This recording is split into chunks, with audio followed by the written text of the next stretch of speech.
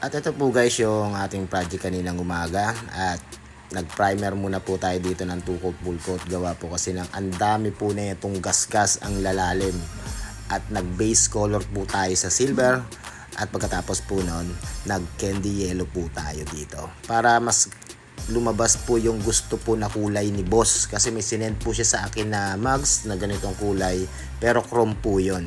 Ito naman paint na sabi ko medyo malayo po yung difference po ng chrome sa paint, kaya hinawig na lang po natin. At yun, pinakita ko po sa kanya, okay na okay daw, approve na approve po yung gawa po natin.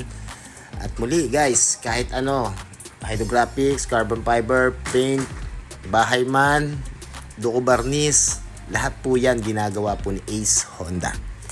Muli, marami pong salamat. Kita-kits na lang ulit po tayo sa next kong project. Bye bye.